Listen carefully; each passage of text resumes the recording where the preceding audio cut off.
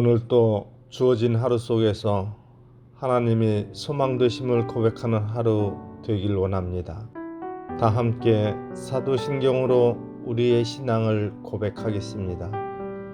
전능하사 천지를 만드신 하나님 아버지를 내가 믿사오며 그 외아들 우리 주 예수 그리스도를 믿사오니 이는 성령으로 잉태하사 동정녀 마리아에게 나시고 본디오 빌라도에게 고난을 받으사 십자가에 못 박혀 죽으시고 장사한 지 사흘 만에 죽은 자 가운데서 다시 살아나시며 하늘에 오르사 전능하신 하나님 우편에 앉아 계시다가 저리로서 산자와 죽은 자를 심판하러 오시리라. 성령을 믿사오며 거룩한 공예와 성도가 서로 교통하는 것과 죄를 사하여 주시는 것과 몸이 다시 사는 것과 영원히 사는 것을 믿사옵나이다. 아멘.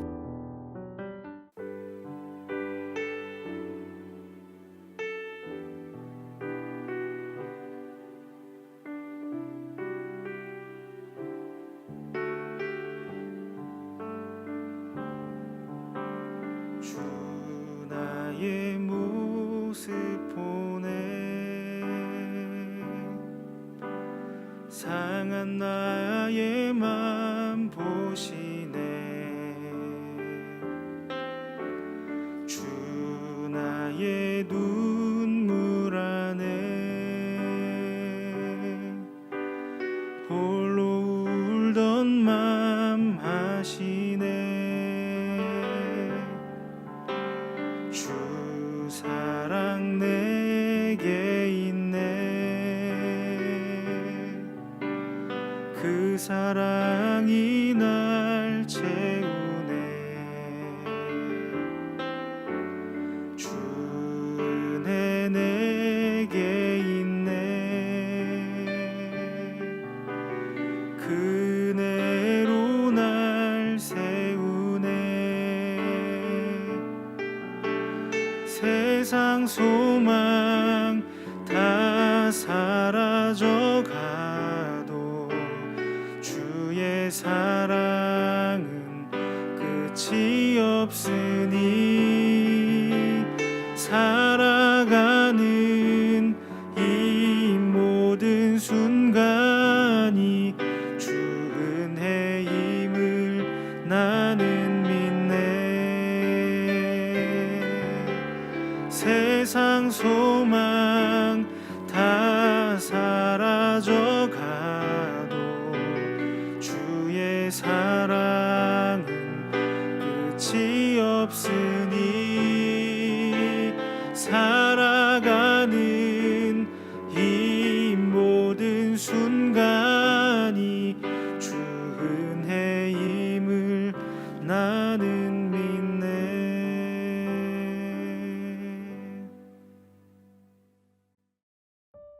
오늘 우리가 함께 나눌 말씀은 고린도전서 4장 1절부터 5절입니다. 사람이 마땅히 우리를 그리스도의 일꾼이요 하나님의 비밀을 맡은 자로 여길지어다. 그리고 맡은 자들에게 구할 것은 충성이니라. 너희에게나 다른 사람에게나 판단받는 것이 내게는 매우 작은 일이라. 나도 나를 판단하지 아니하노니 내가 자책할 아무것도 깨닫지 못하나 이로 말미암아 의롭다 함을 얻지 못하노라. 다만 나를 심판하실 이는 주시니라. 그러므로 때가 이르기 전 곧 주께서 오시기까지 아무것도 판단하지 말라. 그가 어둠에 감추인 것들을 드러내고 마음의 뜻을 나타내시리니 그때 각 사람에게 하나님으로부터 칭찬이 있으리라. 아멘. 반갑습니다. 오늘 고린도전서 4장 1절부터 5절까지를 중심으로 오해라는 주제의 말씀을 함께 나누겠습니다. 바울은 고린도 교회에게 우리가 하나님의 것이라는 사실을 기억하고 그러므로 담대하고 그렇게 자유하고 그렇게 놀라운 삶을 살아보라 이렇게 말했습니다. 그리고 나서 오늘 본문으로 넘어오는데 결국에 우리가 하나님의 백성으로 살아가는 것은 동시에 하나님의 일꾼으로 사는 거다 이렇게 말합니다. 그리고 그 사실을 스스로 깨닫고 고백해야 된다 이렇게 말하죠. 1절입니다. 사람이 마땅히 우리를 그리스도의 일꾼이요 하나님의 비밀을 맡은 자로 여길지어다. 이 구절은 다른 사람이 우리에게 야 너는 그리스도의 일꾼이고 너는 하나님의 비밀을 맡은 자다 라고 말한다는 게 아니고 그렇게 사람들이 인정해 준다는 말이 아니고 하나님의 백성 스스로가 그 사실을 알고 그것을 생각하며 살아야 된다는 말입니다. 이 스스로, 자기 자신 스스로라는 이 말이 중요한데요. 자기 자신을 누구라고 인식하고 있는가 하는 것이 그 삶을 결정하는 굉장히 중요한 기준이 될 것이기 때문입니다. 여기에 보면 두 가지가 나오는데 하나는 그리스도의 일꾼이라는 것이고 또 하나는 하나님의 비밀을 맡은 자라는 것입니다. 여기에서의 일꾼이라는 것은 정확히 말하면 노예라는 말입니다. 근데 노예라는 것은 주인이 시키는 일을 하는 사람입니다. 다시 말해서 오늘 본문에서 바울이 말하는 것, 이 노예라고 할 때 무슨 일을 하는가 하는 것보다 더 중요한 것은 누구 소속이냐, 누구의 노예냐 하는 겁니다. 그러니까 우리 스스로를 그리스도의 일꾼, 그리스도의 사람, 하나님의 백성이라는 것을 알아야 된다 이런 말입니다. 그리고 하나님의 비밀을 맡은 자라는 말은 말 그대로 인간의 지혜로는 깨달을 수 없는, 인정할 수 없고 알아들을 수 없는 영적 진리, 하나님의 창조주이시고 그래서 죽은 자를 살리시고 없는 것을 있는 것으로 부르시고 모든 불가능 속에서도 놀라운 역사를 이루신다고 하는 그 진리를 말하는 겁니다. 그러니까 우리 눈앞에 보이는 어떤 것들도 우리를 삼키지 못하고 전능하신 하나님이 하나님의 때에 놀라운 역사를 이루실 거라고 하는 그 진리를 우리가 맡았다는 겁니다. 그거를 기억하고 살라는 거죠. 그런데 우리가 잘 아는 것처럼 마지막 시대를 성도로서 성도답게 믿는 자로 살지 못하는 가장 큰 이유는 뭡니까? 믿음의 문제 때문입니다. 어떤 생각을 하는 거죠? 지금 내 상황이 이런데 어떻게 나한테 그런 요구를 해? 그가 그렇게 말하는 이유는 믿음의 문제 때문이라고 말씀을 드렸습니다. 상황의 문제가 아닙니다.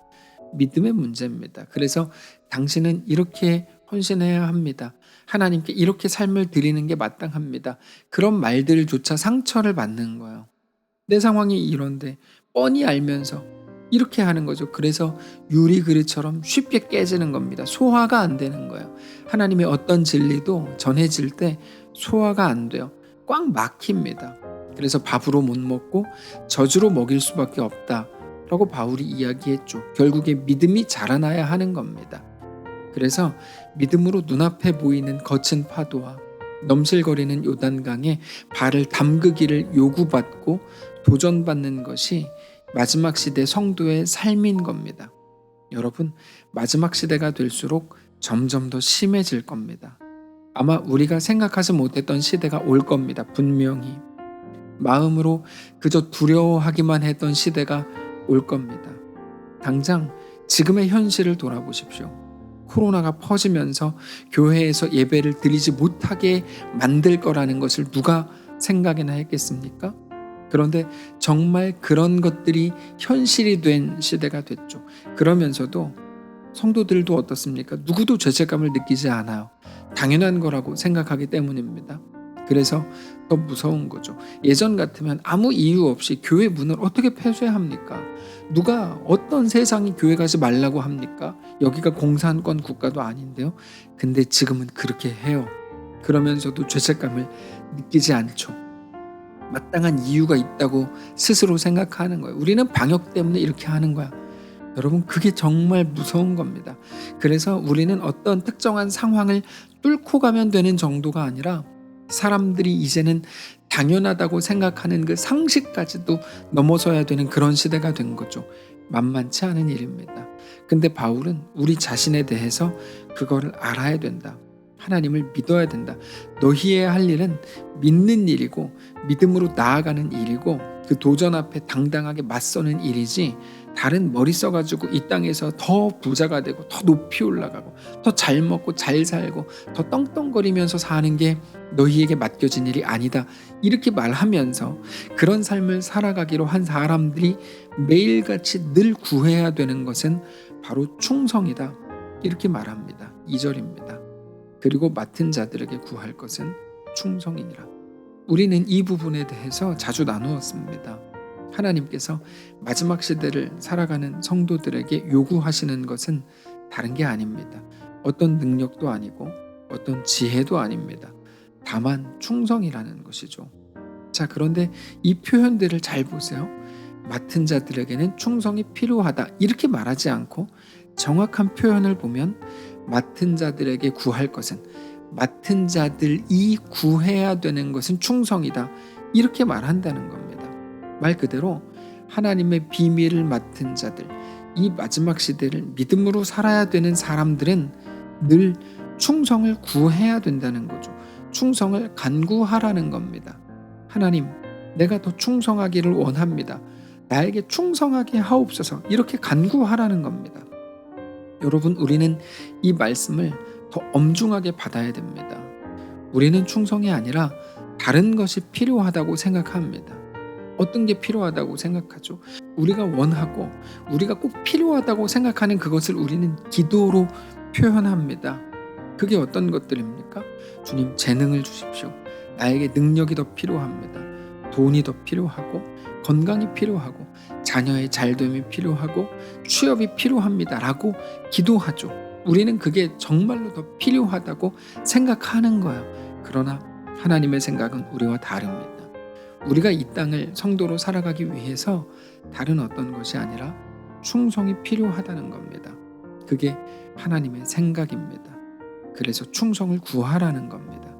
그때 하나님이 우리에게 충성할 수 있게 하신다는 거죠. 그리고 우리가 충성을 가지게 될 때 우리는 이 마지막 시대를 넉넉한 성도로 살아갈 수 있게 되는 겁니다. 그런데 우리가 충성스럽게 믿음으로 살아가는 것에는 아주 중요한 한 가지 기준이 있습니다.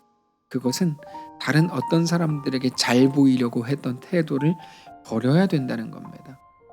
우리를 판단하실 이가 오직 하나님 한 분이신 것을 기억하고, 그래서 다른 사람들에게 더 잘 보이고 칭찬받고 존경받고 부러움의 대상이 되려고 하는 모든 마음을 버려야 된다고 말씀하시는 거죠.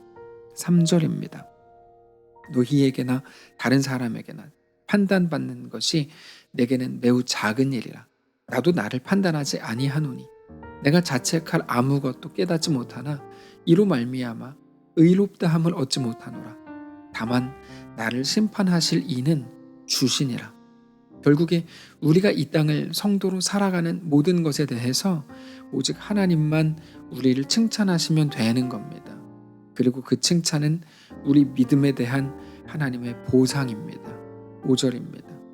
그러므로 때가 이르기 전 곧 주께서 오시기까지 아무것도 판단하지 말라. 그가 어둠에 감추인 것들을 드러내고 마음의 뜻을 나타내시리니 그때에 각 사람에게 하나님으로부터 칭찬이 있으리라. 여러분, 바로 이 두 가지 오해, 내가 그리스도인으로 살지 못하는 것은 다른 이유들 때문이라고 생각했지만 하나님은 우리에게 그거 오해다. 너에게 필요한 거, 네가 진짜 기도하고 구해야 될 것이 하나 있다면 오직 충성이다. 너에게는 그게 필요할 뿐이다. 이렇게 말씀을 하시고, 또 하나의 오해는 뭡니까? 사람들에게 칭찬받고 좋은 소리를 듣는 것이 성도로서 잘하는 일이라고 생각했지만 그것도 오해였다는 거예요. 우리를 판단하실 분은 오직 하나님 한 분이십니다. 우리는 마지막 날 오직 하나님께 칭찬을 받아야 되는 겁니다. 저는 우리 모두가 말씀을 통해서 하나님의 뜻을 더 선명하게 알게 되시기를 원합니다. 우리의 생각과 마음이 하나님께 향하기를 원하고, 이 마지막 시대를 어떻게 살아야 할지 말씀을 통해서 확인하실 수 있기를 원합니다. 사랑하는 성도 여러분, 우리가 사는 시대는 분명 마지막 시대입니다. 예수님께서 마지막 날, 그 날이 속히 온다고 말씀을 하셨습니다. 그런데 그 속도가 얼마나 빠른지 이제는 몸과 마음으로 느껴지는 그런 무시무시한 시대가 지금 우리의 시대입니다. 근데 그래서 이제 어쩌면 우리는 믿음으로 살아볼 기회를 얻은 걸지도 모릅니다. 사랑하는 성도 여러분, 믿음으로 살게 되시기를 원합니다. 우리의 모든 불가능 속에서 우리를 두렵게 하는 거친 파도와 넘실거리는 요단강에 믿음으로 발을 담그고 그렇게 우리 주님과 함께 믿음으로 걸을 수 있는 그 길을 담대하게 걷는 모든 성도들 되시기를 축복합니다. 기도하겠습니다. 살아계신 하나님 감사합니다. 우리의 삶을 맡아주시니 감사합니다. 우리는 거친 파도가 보였고 바람이 보였고 무시무시한 폭풍이 보였고 그래서 넘실거리는 요단강이 보였습니다. 너무너무 두렵습니다. 무섭습니다. 근데 하나님 우리에게 믿음을 주십시오. 충성할 수 있게 해주십시오. 어떤 상황에서도 당황하지 않게 해주십시오. 하나님을 믿는 자로 넉넉하고 담대하고 기쁘고 행복하고 즐겁게 이 길을 걷게 해주십시오. 그렇게 우리 주님과 함께 이 길을 넉넉하게 걷고 마지막 그 길 끝에서 우리를 안아주시는 하나님으로 인하여 무한 감격하게 하옵소서. 우리에게 2021년 며칠 남지 않았습니다. 그 남은 기간 동안 주님을 더 사랑하고 더 뜨겁고 더 기쁘게 주님과 믿음으로 그 길을 동행하는 귀한 성도들 다 되게 하옵소서. 감사드리며 살아계신 예수님의 이름으로 기도합니다. 아멘. 사랑하는 성도 여러분, 하나님께서 오늘 하루를 우리에게 또 허락하셨습니다. 믿음으로 우리의 삶을 넉넉히 가게 되시기를 바라고 두려워하지 않고 거친 파도와 넘실거리는 요단강으로 인하여 쫄지 않고 담대한 믿음을 가지고 주님과 함께 기쁨으로 이 길을 걷는 모든 성도들 되시기를 축복합니다.